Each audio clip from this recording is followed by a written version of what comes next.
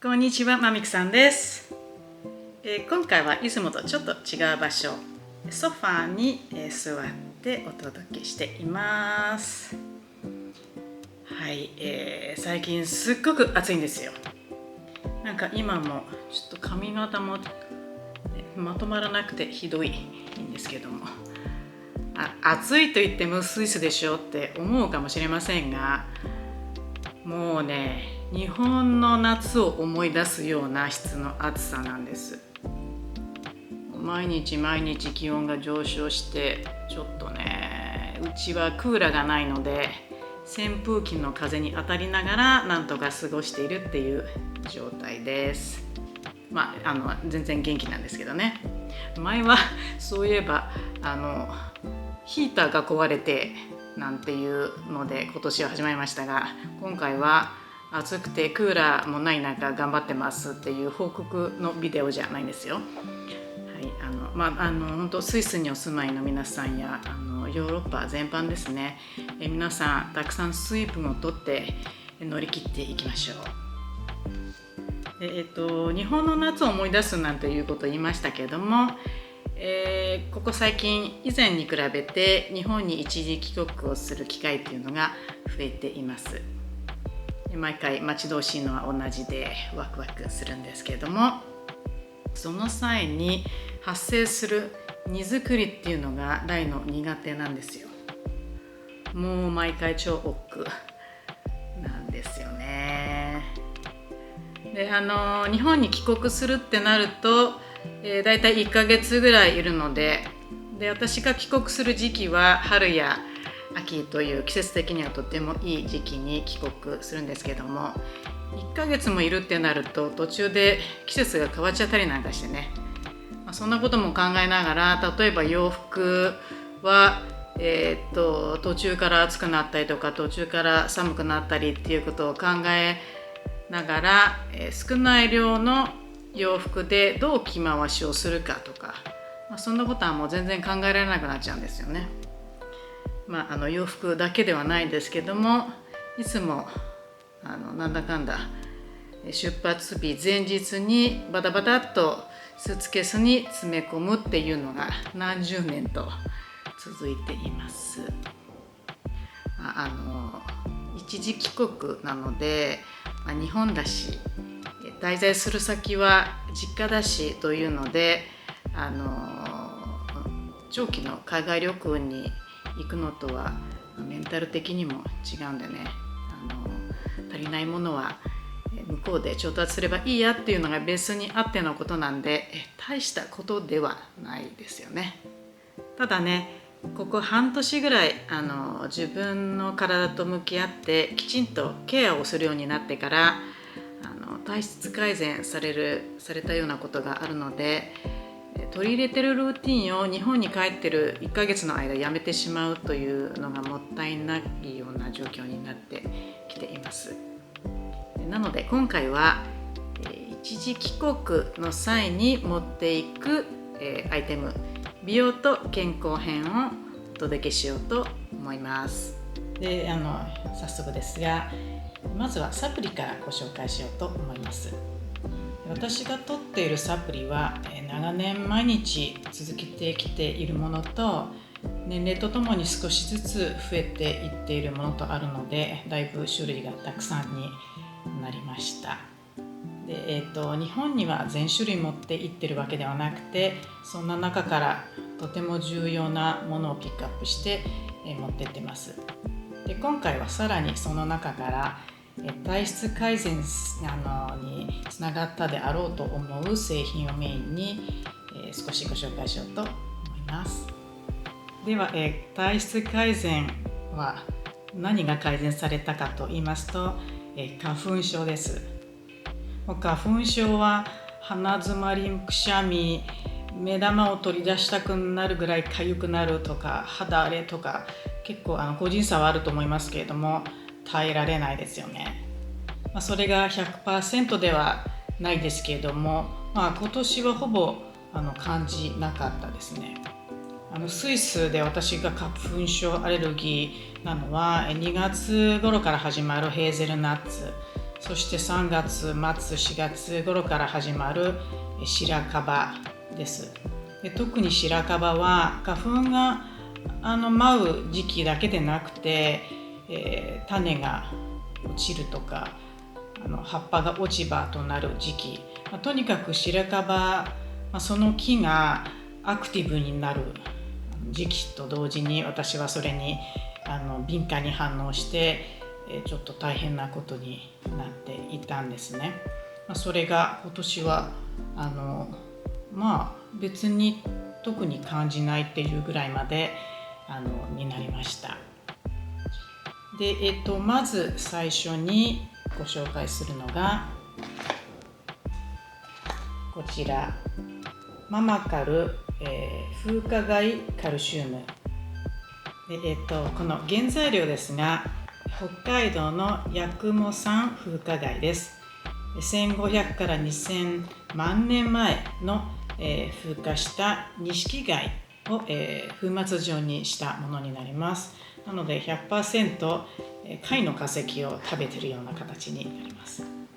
でこちらの、カルシウムの、研究の、第一人者である川村先生という方がカルシウムがどれだけ大切かということを説明してくれている動画があるので、これ結構見てびっくりしたんですけれども、そちらとても知ることが重要じゃないかなと思うので、ご興味ある方よかったら見てみてください。リンクを貼っておきます。最後に食事をとることを忘れてもカルシウムを摂ることだけは忘れないようになんて言っているぐらい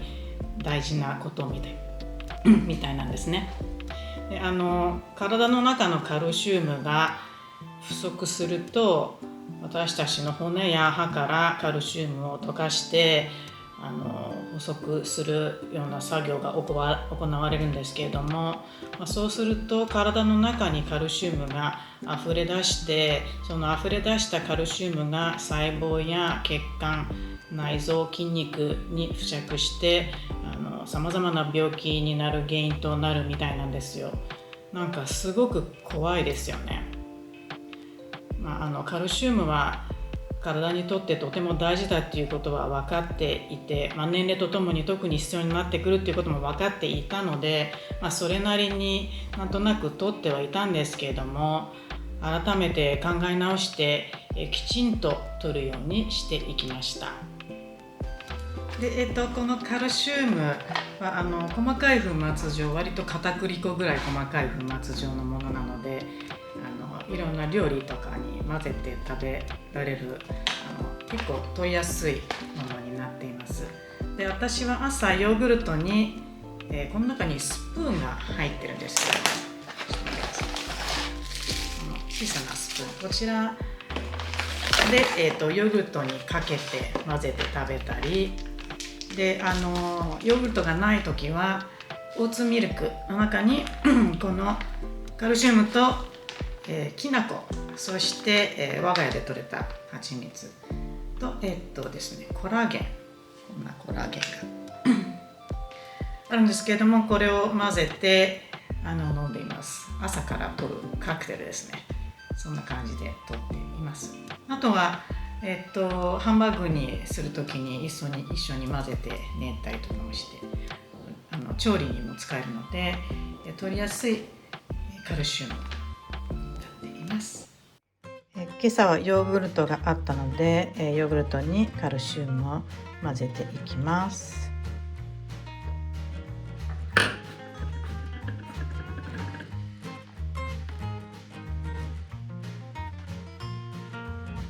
で、ママカルの風化害カルシウムを加えていきます。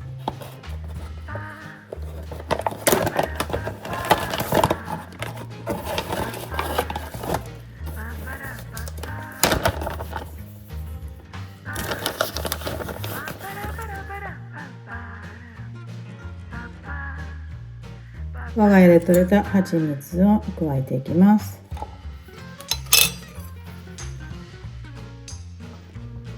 こちらは常に常備しているものなんですけれども、ごまとくるみと松の実をいって、すり鉢ですったものになります。これを少し加えます。庭のラズベリーを凍らしたものを入れていきます。普段バナナがあればバナナを入れるんですけども、今日はないので、凍らしたラズベリーを入れていきます。で、ゴージベリーの、ドライフルーツになったのです。で、最後にグラノーラちょっとだけ入れます。こんな感じのものを朝食べています。SOD 用作用食品ですが、活性酸素を除去してくれる、抗酸化食品になります。植物性の天然原材料の各種ビタミンの、成分が体の中に、入りやすくするように研究開発を庭博士がされたものになります。で、活性酸素というのは体の中にあるとがんや先人病などさまざまな病気になるものなので、一番大事だと思って20年ぐらい前に一番最初に取り入れたサプリになります。最初に取り入れたのは体の、病気というよりもやっぱり活性酸素はシミにもなりやすいで、スイスっていうのは焦げるような日差しを浴びることになるので、美白なんて思っていたんですけれども、20年前っていうのはスイス、ヨーロッパ全体は化粧品は美白なんて歌ってるものっていうものがなくて、全て保湿っていうものが多かったんですね。で、たまたまこちら私がよくお話ししている美和子さんがこちらとともに珍しく美白化粧品というものも扱っていたので、お問い合わせをしたところ、化粧品も大事ですけれども、まずはこれ活性酸素を除去することが大事ですっていうことを教えてくれたので、それからこちらを取り続けています。それが最初ですけれども、やはり病気になるのが一番怖いのでずっと取り続けているものになります。で、こちらこういう状態に入っている少し粗めの粉末状のものなんですけれども、ですね、朝起きて水を飲んで、その後一番最初に口にするものがこの SOD 用作用食品です。で、味はですね、原材料にもある、ごまや大豆も何でしたっけ、福和内お庭外の大豆をいったような味に近いので、私たち、日本人にとってとても取り入れやすい味のサプリになります。お庭外福和内は節分ですね。節分の日に巻く豆の味に似ています。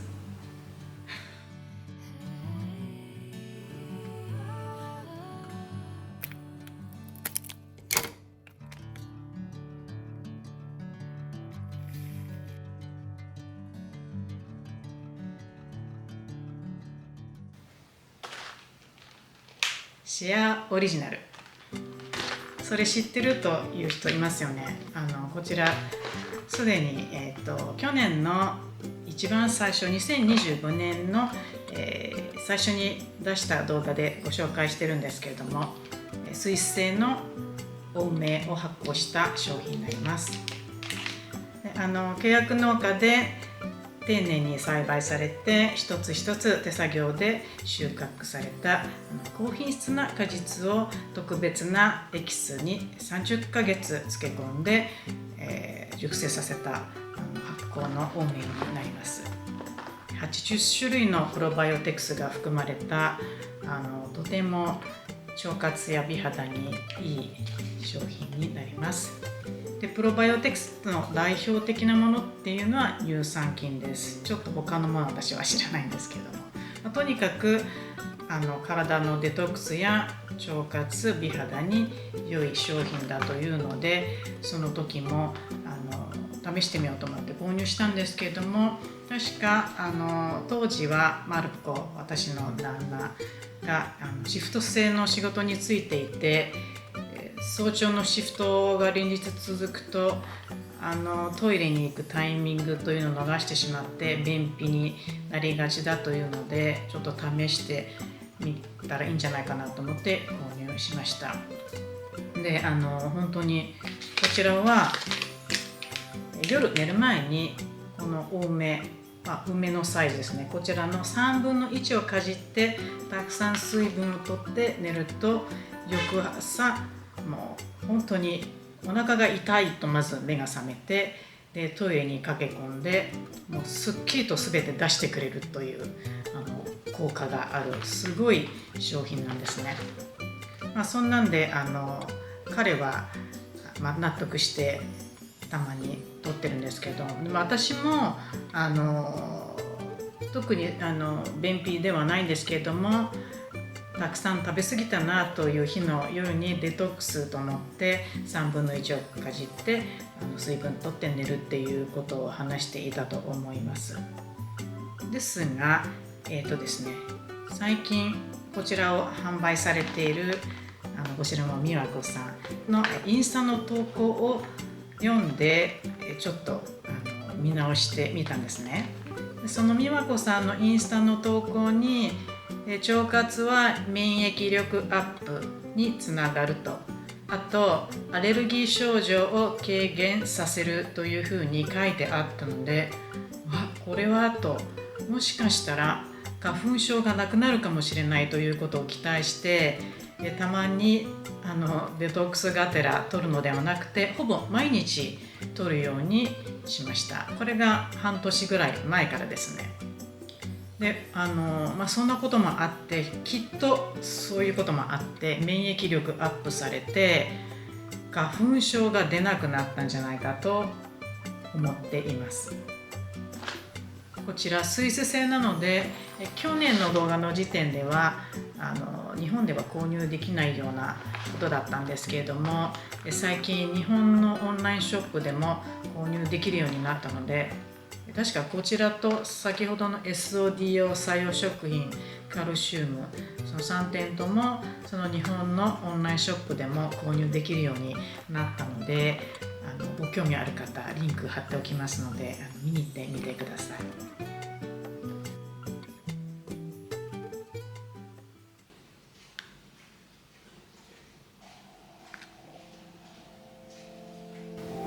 日本に持って行っているのはアイマスクの方ですが、実際毎日使っているのは顔全体を覆うフェイスマスクの方です。こちらは多めのご紹介と同じように1年前の動画でご紹介しているので、細かい説明はそちらを見てください。花粉の時期の肌問題、まぶたがかゆくなり目の全体がボロボロになって揺らぎ肌で、実際ですね、毎日使っているのはこちらのフェイスマスク、顔全体を赤色 LED 放射してくれるフェイスマスクの方なんですけれども、こういうものっていうのはスーツケースには入れられなくて機内持ち込みなんですね。結構かさばるものなので、帰りの飛行機を考えるとちょっとまた荷造り問題が恐ろしくなるので、こちらを一旦置いて、日本向けにアイマスク、目の周りの集中ケアのためにこちらを購入しました。でカレントボディの赤色 LED というのはコラーゲンの生成をサポートしてくれるという効果がありまして、その動画にもでもお話ししてるんですけれども、更年期の障害でもあるでもある、唇の脇がずっと切れてて大変だったっていうのをこのフェイスマスクをすることで一瞬にして治ったっていうことを話しているんですね。なので治療に効くっていうことは確かなんです。で、花粉の時期の肌の揺らぎというのを今回全く感じなかったというのがこのフェイスマスクをいつもすることで常に治療されていた状態なのか、もしくは多めを食べることで全て体が変わっていったのか、その辺はよく分かりませんけれども、相乗効果として考えています。でやはりこの状態を保っていたのにもかかわらず日本に行くことでまた元に戻るのも怖いなというのでもこれはかさばるので、コンパクトで済むアイマスク、目のケアだけでもできるようにアイマスクを購入しました。で本当毎回日本に帰るとなぜかどんな季節でもまぶたが痒くなるんですよ。そのことを考えた上でアイマスクを選んだというのもあります。ちょっと唇がまた切れ始めたらどうしようという不安もありましたが、ちょっと目がちょっと開けにくくなるっていうのも気分がいいものではないのでこちらを選びました。で、フェイスマスクに比べて、もちろんコンパクトではあるんですけれども目元を集中的にケアしてくれる、目元の老化や、くすみなんかも改善させてくれるっていう効果があるらしいです。でこちらはですね、このアイマスクの他に実は後ろにつけるゴムバンドもついてきます。でこれを置けるスタンドで、このスタンドにちょっとうまくスタンドでここに差し込んで充電するというシステムなんですけれども、実はアイマスク本体にも、ちょっと今ここだ直接充電することができます。その他にですね、これもあった、これ目を保護するもの、私はこれは全然つけないです。結局アイマスクを当てた瞬間から目を閉じて瞑想するようにしているのでこれはつけたことないです。プラス、このバンドも上に乗っけて寝転ぶのでバンドも使わないです。なので日本に持っていくのはこの本体と本体に直接充電できるこれだけをついてきた巾着袋に入れて手荷物にポイッと入れて持って行っています。言い忘れましたが、フェイスマスクは10分間のトリートメントのところアイマスクは3分間なんですよ。なので一瞬にして終わります。今でも時間があんまりない時はアイマスクだけでもするようにしています。実際のところ日本でこれだけを持ってったところ、唇が切れたらどうしようとかそういう不安はありましたけれども、そういうのはもうなくで、目も毎日目元集中ケアをすることでか特別問題なく過ごすことができました。マンタのヘアブラシ、この手のひらサイズのヘアブラシですが、イギリスで30年以上美容師としてのキャリアがあり、57店舗のサロン経営者もされているティム・ビンニントン氏、確かそんな名前の方が開発されたヘアブラシになります。で開発にあたってですね、ストーリーがありまして、彼の奥様ががんの闘病生活をしている間に髪の毛が全部抜けてしまって、でその闘病生活後も髪の毛生えてきた髪がブラッシングすることによってまた抜けてしまうんじゃないかという不安があり、溶かすということをやめてしまった時期があるらしいんですね。でやはり頭皮ケア、スカルプケアっていうのは大事なので、ブラッシングをやめてしまうというのは良くないということで、彼女が簡単に気軽にブラッシングできるようなブラシを開発しようと研究を重ねて作られたものがこちらになります。で手のひらサイズというのも彼女が手ぐしのように髪を溶かせるようなものがあればいいのにっていうことがヒントになってできたものらしいので、本当に形が本当にマンタのようなんですけれども、手のひらにスポッとこう収まって360度ぐにゃぐにゃっとこうフレキシブルに動かせるようなブラシになっています。でこれはいつでも髪の毛が溶かせるようについてきたこちらのポーチの中に入れて手荷物にポイッと入れ込んでいます。でこのブラシは髪の頭皮マッサージはもちろん髪を溶かして、プラスなんならドライをかけて手ぐしブローのようにも使えるので、他にブラシがなくてもなんとかなるっていうぐらいのものなんですね。これを知ったのは実際日本でポピュラーになって存在を知って、でイギリス製だと分かったので、もしかしたらスイスでも購入できるんじゃないかなと思って調べたところ販売していたので購入することができました。もう好きすぎてこちらは母にもプレゼントをしました。とても使いやすくて喜んでくれていると思います。溶かすのはもちろんね、頭皮マッサージにも使えるので本当にいい商品だと思うんですよね。リンガーナフレッシュイルミネーティングエンジンマスク。こちらはキウイ、パパイヤ、パイナップルなどのフルーツ由来の酵素と敏感肌でも安心して使えるマイルドな PHA が配合されているピーリングマスクになります。でこ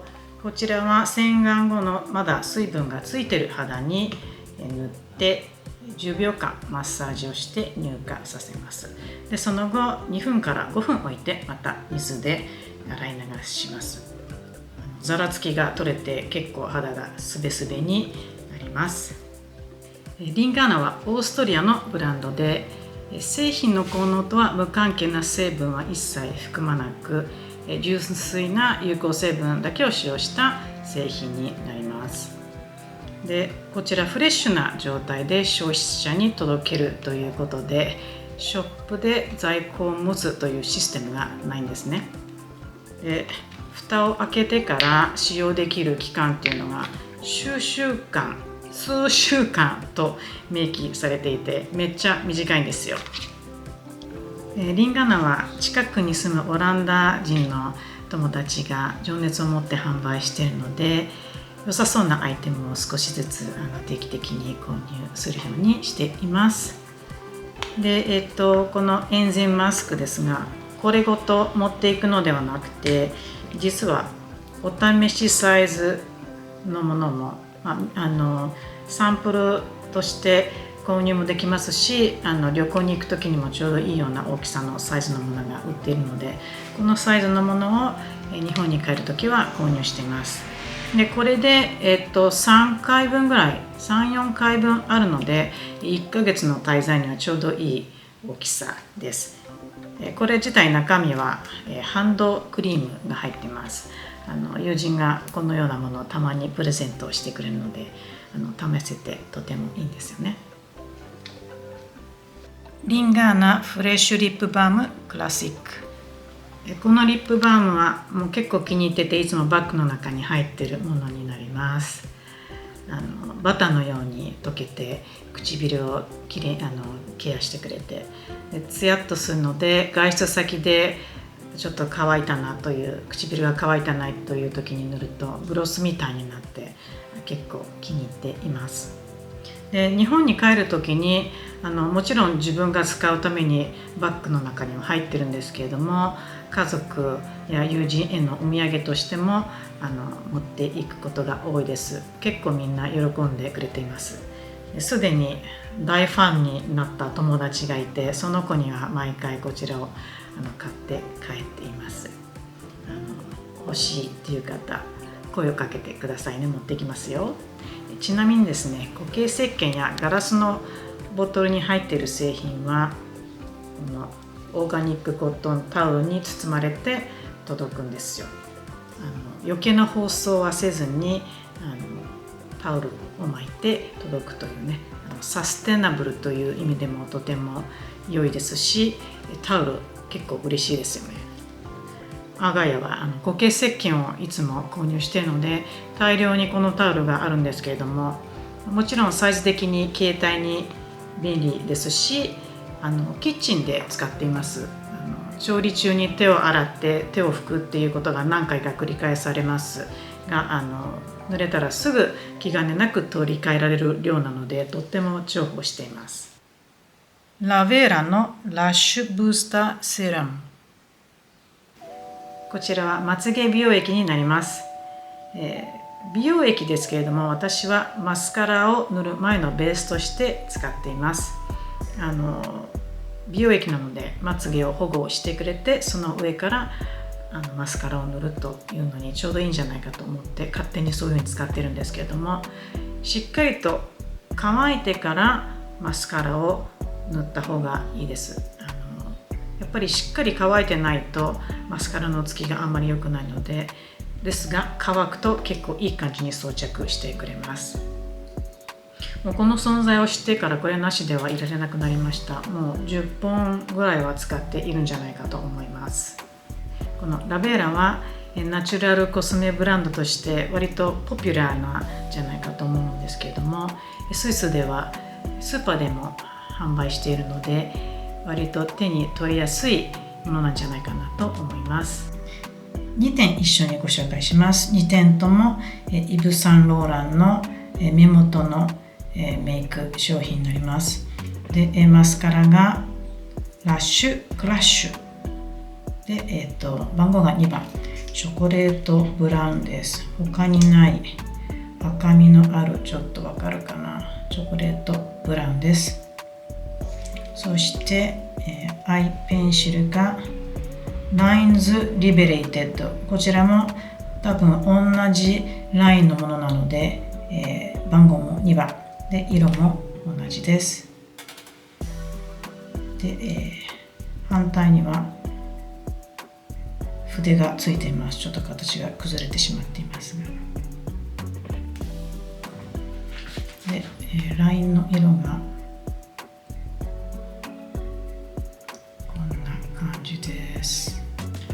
ポイントメイクっていうのはいろいろ買ってきているんですけれども、やっぱりこの2本にはかなわないんですよね。この組み合わせのようなものっていうのはやっぱり他には見当たらないですね。マスカラなんかは特に塗った感じも好きですし、このなんといってもチョコレートブラウンっていうのはいろいろ探してみたけれども他には見当たらないです。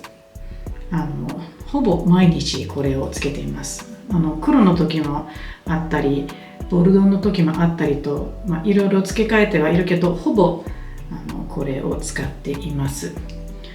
定番商品じゃないと思うのでいつかなくなってしまうかと思うと怖いんですよね。このペンシルはあと1本だけストックがあるのとマスカラに関しては2つあります。もう本当になくなっちゃったらどうしようかな。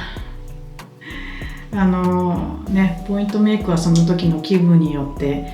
使うものが変わってくるのでご紹介するのは絶対に持っていってるこの2本だけに今回はしました。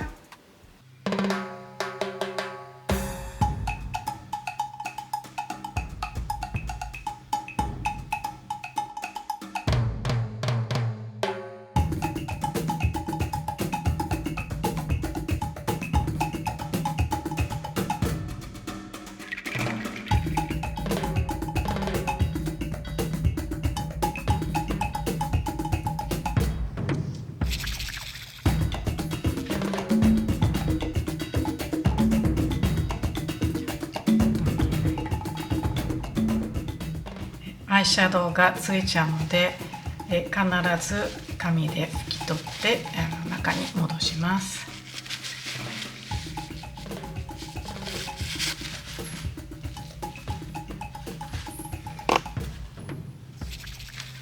まつげ美容液を乾かしている間にこちらのリップバームを塗ってていきます。出過ぎちゃった。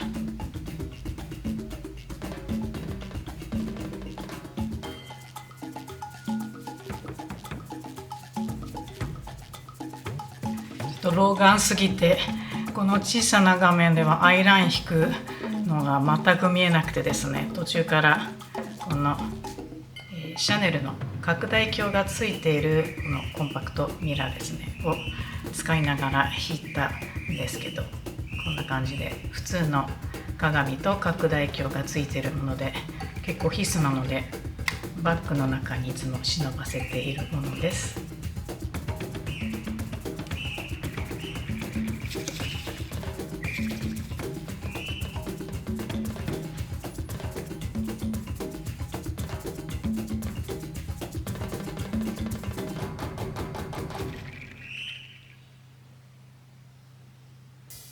ポスポスで有名なフェイスポインター。頭痛を招く肩から上のこりをほぐすのに必須アイテム。長時間のフライトでは必ず取り出してポスポスするので、これは手荷物に入れています。あまりに流行っているアイテムなので詳細は控えますが、マストアイテムとしてリストに入っています。ザ・フェイスポインター。SOD ローションとマグニークリーム。これらは SOD 用作用食品同様、三輪博士が開発されたコスメ。この2つも長年愛用中で、マミクさんといえばこれ的な存在です。この2つさえあればなんとかなるというか、これらがなかったらどうしようなので持っていかないわけがない。ただすでにしっかり紹介している動画があるので、今回は見せるだけ。詳細はその動画を見てね。はい、まだまだご紹介したいものはたくさんあるんですけれども、長くなってしまいましたのでこの辺でおしまいにしようと思います。で次はですね、また一時帰国の際にシリーズになりますけれども、持っていってるジュエリー、春夏編をご紹介しようと思います。でその次にできればですね、日本帰国の際にスイスに買って帰ってるものができればなと思っているので楽しみにしていてください。それではまた次回の動画でお会いしましょう。まみくさんでした。